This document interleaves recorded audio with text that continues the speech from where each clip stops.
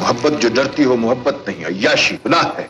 जी हाँ, आपने सही पहचाना। हम बात कर रहे हैं फिल्मों में अपने जबरदस्त डायलॉग्स और अदाकारी से करोड़ों दिलों में राज करने वाले दिलीप कुमार साहब की, जिनका फिल्म जगत में कोई तोड़ नहीं हुआ।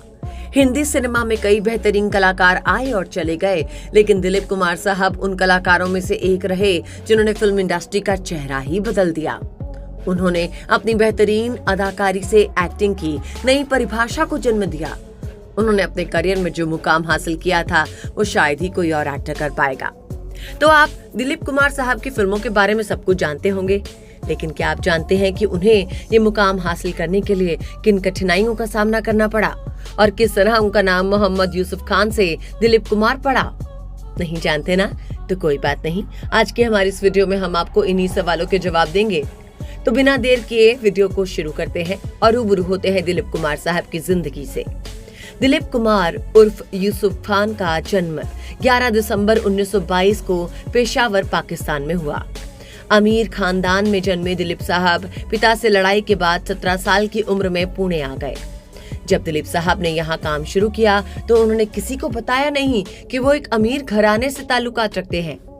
बता दे, दिलीप कुमार को फिल्मों में लाने का श्रेय अगर किसी को जाता है तो वो थी गुजरे जमाने की मशहूर अभिनेत्री देविका रानी, जिनका मानना था कि एक रोमांटिक हीरो के ऊपर यूसुफ खान का नाम ज्यादा फबेगा नहीं, इसलिए यूसुफ खान के लिए नए नाम की तलाश शुरू हुई और इस तरह यूसुफ खान बने दिलीप कुमार साहब।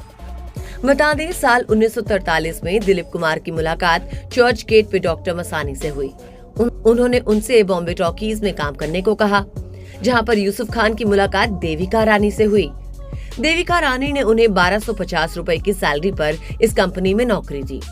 शुरुआत में यूसुफ खान यहाँ पे स्टोरी लिखने और स्क्रिप्ट को सुधारने में मदद करते, क्योंकि अंग्रेजी के साथ उनकी उर्दू भी अच्छी थी।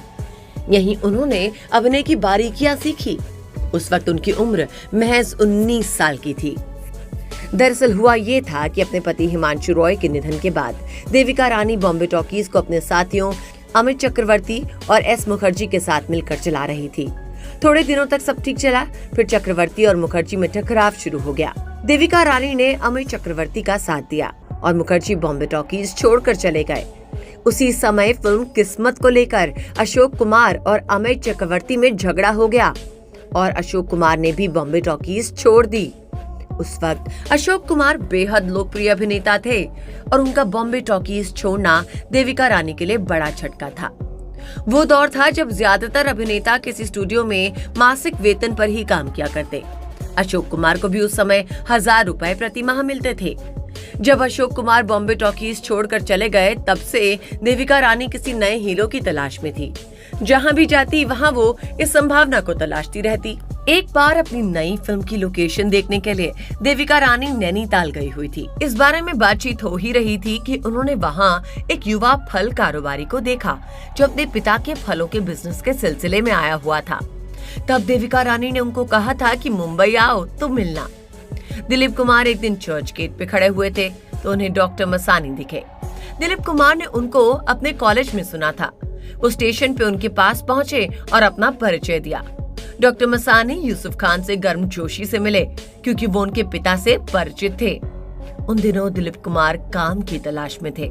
डॉक्टर मसानी ने उनसे कहा कि वो बॉम्बे टॉकीज की मालकिन से मिलने जा रहे हैं और तुम भी चलो। तो इस तरह यूसुफ खान भी डॉक्टर मसानी के साथ बॉम्बे टॉकीज की मालकिन देविका रानी से मिलने चले आए। यूसुफ खान जब डॉक्टर मसानी के साथ बॉम्बे टॉकीज के स्टूडियो में पहुंचे, तब तक उन्होंने कोई फिल्म नहीं देखी थी सिवाय एक डॉक्यूमेंट्री के। डॉक्टर मसानी के साथ जब यूसुफ खान देविका रानी के कमरे में दाखिल हुए तो देविका ने उनसे बैठने को कहा। इसी बीच डॉक्टर मसानी ने देविका रानी से यूसुफ खान का परिचय करवाया और उनको साथ लाने का उद्देश्य बताया। जब देविका रानी को पता चला कि यूसुफ खान काम की तलाश में हैं, तो उन्होंने उनसे पूछा कि क्या आप उर्दू जानते हैं। उनके इतना पूछते ही डॉक्टर मसानी ने यूसुफ खान के पेशावर कनेक्शन के बारे में विस्तार से देविका रानी को बताया।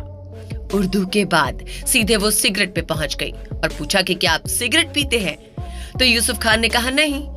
अगला प्रश्न था कि क्या आपने कभी अभिनय किया है, इसका उत्तर भी यूसुफ खान ने नहीं कहा। फिर वो प्रश्न आया जिसने यूसुफ खान की जिंदगी की राह बदल दी। देविका रानी ने पूछा कि क्या आप अभिनय करना चाहते हैं। तभी जवाब आया हाँ। इतना सुनते ही देविका रानी ने अपने कमरे में बैठे अपने सहयोगी अमेय की ओर यूसुफ खान के सामने 1250 प्रति माह के वेतन पे काम करने का प्रस्ताव दे दिया। उस वक्त ये बड़ी रकम थी। यूसुफ खान को समझ नहीं आ रहा था कि वो कैसे रिएक्ट करें और वहाँ से हाँ करके बाहर आ गए। रास्ते में उनकी और डॉक्टर मसानी के बीच ज्यादा बातचीत भी नहीं हुई। वो घर पहुंच गए पर कश्मकश जारी रहा। वो इस बात पर यकीन ही नहीं कर पा रहे थे कि उनको 1250 प्रति माह वेतन मिलेगा। उस वक्त राज कपूर को सिर्फ 170 रुपए महीने मिला करते थे। इसलिए वो एक बार फिर डॉक्टर मसानी के घर पहुंचे और उनसे कहा कि 1250 रुपए सालाना बहुत कम है और इतने कम पैसों में काम करना मुश्किल होगा।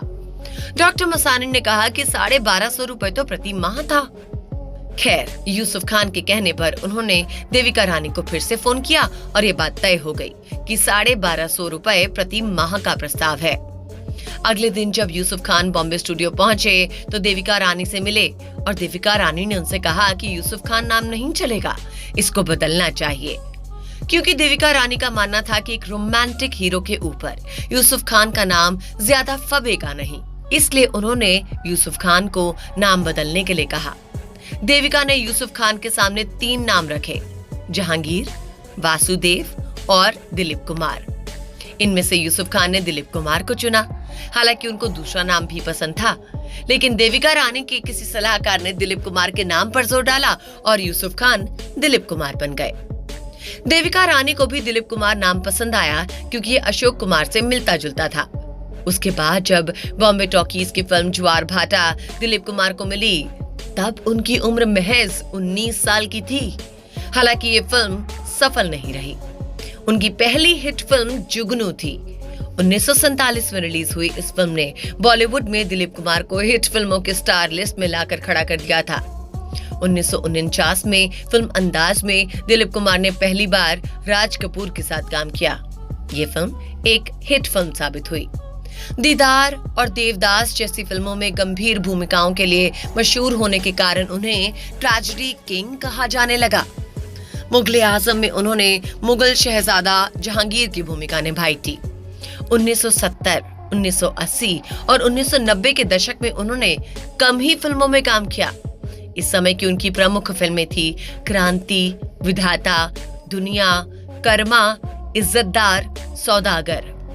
1998 में बनी फिल्म किला उनकी आखिरी फिल्म थी और इसके 20 साल बाद कोरोना काल में दिलीप कुमार साहब ने 98 साल की उम्र में अपना शरीर त्याग दिया। भले ही दिलीप कुमार साहब अब हमारे बीच नहीं हैं, लेकिन उनकी यादें हमेशा रहेंगी। तो दोस्तों, बॉलीवुड के ट्रेजेडी किंग दिलीप कुमार साहब के फिल्मी करियर के बारे में आप क्या कहना चाहेंगे? और साथ ही हिंदी सिनेमा से जुड़ी कोई और दिलचस्प बातें जानना चाहते हैं तो कमेंट बॉक्स में लिखिएगा जरूर। और हाँ, चैनल को सब्सक्राइब कीजिए।